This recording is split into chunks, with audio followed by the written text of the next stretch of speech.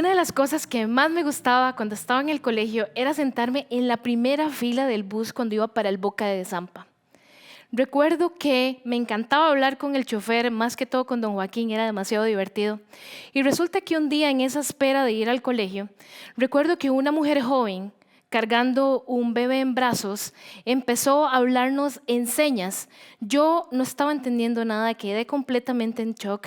El chofer del bus en ese momento tampoco entendía lo que estaba sucediendo y entramos en pánico. Resulta que la gente seguía subiendo al bus y seguía interrumpiendo a esta persona que nos estaba hablando en señas. Definitivamente no sabíamos qué hacer. Yo en mi desesperación me puse de pie encima del asiento y trataba de hablarle, pero no había forma de que esta persona me entendiera de forma apropiada. Recuerdo que ese era un bus viejo y la forma que había para cerrar la puerta era inclinándose a una palanca que el chofer tenía al frente. Recuerdo que el chofer se inclinó y le cerró la puerta en la cara a esta mujer. Yo todavía de pie en el asiento, estaba conmocionada por lo que acababa de ver. Podía ver el reflejo de ella a través de la puerta cargando a su bebé, donde esperó unos segundos para luego retirarse. Yo solo me senté en mi asiento con el corazón destrozado y pensando, ¿qué pasó? Porque más de 55 personas en ese bus no pudieron ayudar a esta persona sorda. Ahí fue cuando me prometí a mí misma que esto nunca más me iba a pasar mientras yo estuviera viva.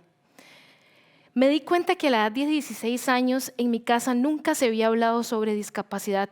Mis papás nunca me habían comentado al respecto, pero cada vez que hablamos de discapacidad tenemos demasiadas precondiciones, demasiados conceptos precreados por muchísimas cosas que escuchamos. Por ejemplo, si yo les digo discapacidad en este momento, lo primero que se viene a su cabeza es una persona usuaria de silla de ruedas. ¿Por qué? Porque es lo que vemos en las noticias, es lo que vemos en la televisión, es lo que vemos en las películas. Sin embargo, existe una gran variedad de discapacidades que habitualmente no entendemos y pensamos que son mitos. Por ejemplo, les puedo asegurar que la mayor parte de las personas que están viendo esta transmisión utilizan lentes. Sí, los lentes forman parte de una condición de discapacidad de baja visión. ¿Sorprendido? Sí, pero es muy común hablar sobre lentes más que discapacidad. Es por eso que necesitamos aclarar estos conceptos. Ahora, ¿qué es discapacidad? Tratemos de definir este término. Cuando hablamos de la discapacidad, este término ha evolucionado con el tiempo. Y, por ejemplo, históricamente, cuando empezamos a leer sobre discapacidad, nos damos cuenta que antes se culpaba a las personas con discapacidad por haber nacido con esa discapacidad.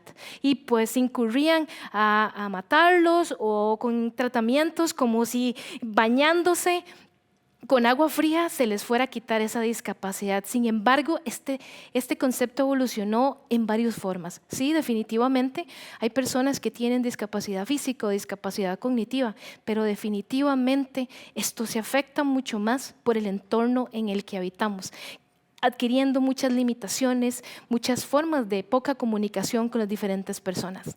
A nivel mundial se estima que 1.6 mil millones de personas tienen discapacidad, lo que representa un 20% de la población mundial.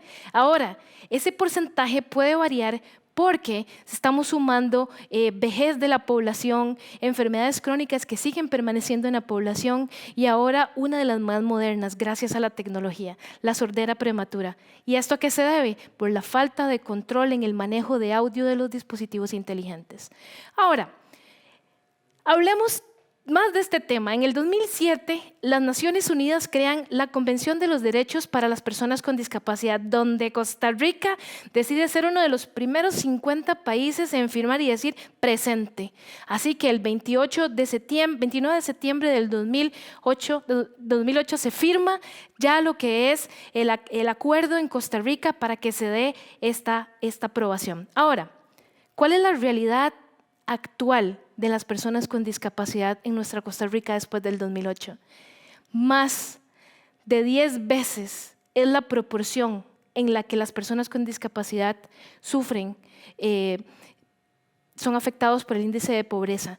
Por otro lado, las condiciones de vivienda son terribles. Menos del 50% de la población con discapacidad no tiene una vivienda digna. Las mujeres, el 78% de las mujeres con discapacidad no tienen trabajo y hay otro porcentaje ahí que son madres solteras que tienen a cargo personas con discapacidad. Y qué ni hablar del servicio público de salud.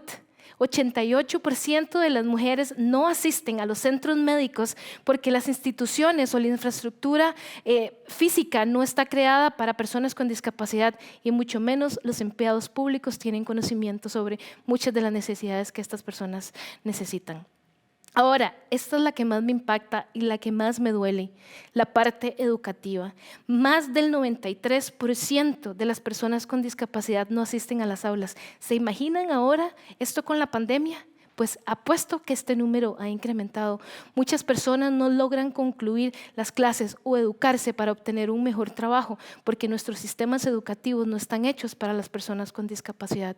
Ahora, si nos podemos a pensar en términos de números y en términos de exclusión, si yo les dijera que la cantidad total de las personas con discapacidad, según el Consejo Nacional de Personas con Discapacidad en el censo 2011, estaríamos excluyendo completamente a la provincia de Heredia.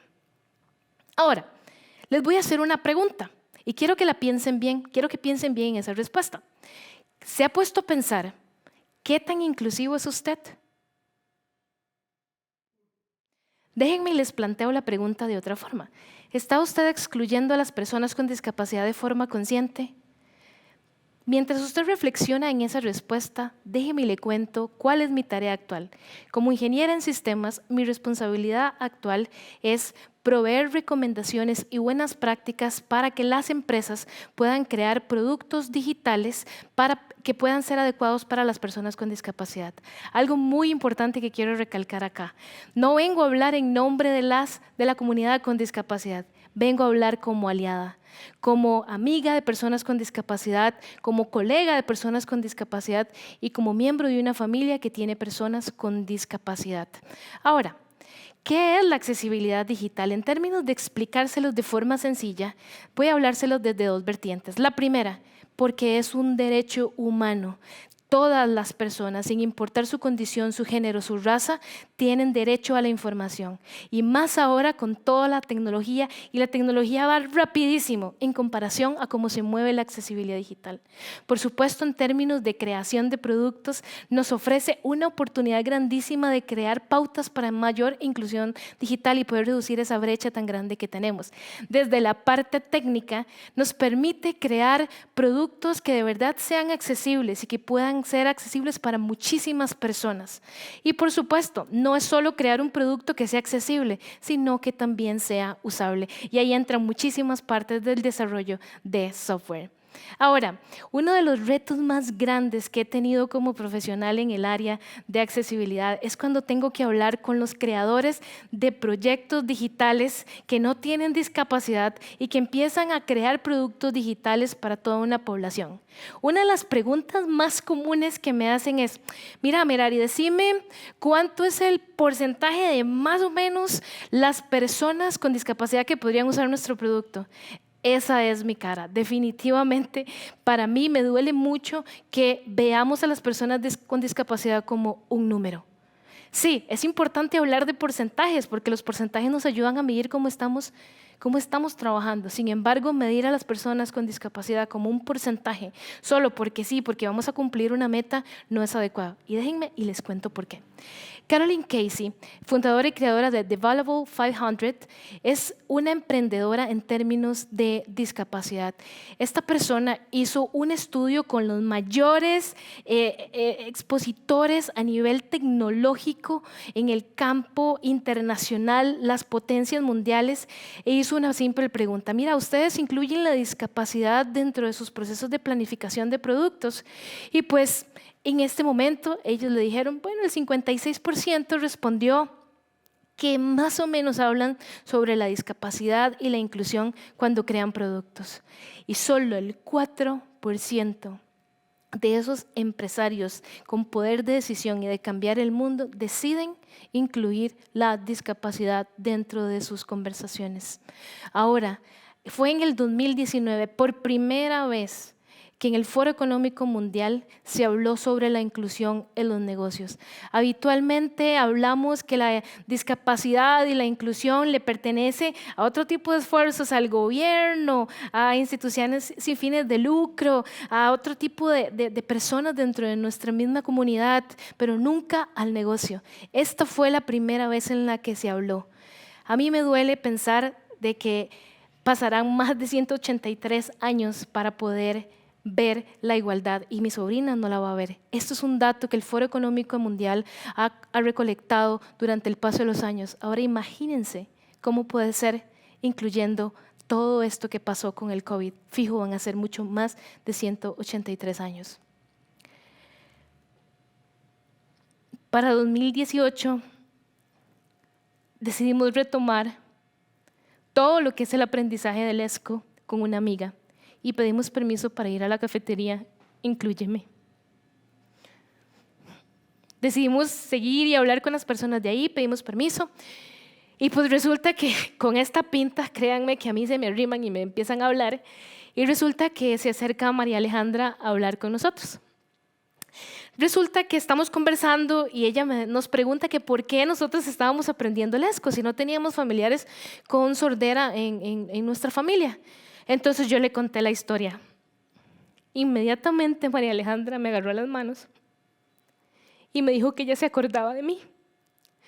Su vida en el asiento, el primer asiento del bus tratando de ayudarle, pero que nunca me pudo ayudar. Resulta que María Alejandra fue la que me dio lo que es la seña actual con la que me conocen en la comunidad con discapacidad, que es esta. Definitivamente, hasta ese momento, pude pedirle perdón a Alejandra 15 años después por lo que había sucedido ese día. De verdad necesitamos alzar la voz, desafiar el status quo, salirnos de la caja y empezar a incluir a las personas con discapacidad, porque nos estamos perdiendo de muchísimas cosas poderosas, destructivas e innovadoras que nos pueden proveer. Muchísimas gracias.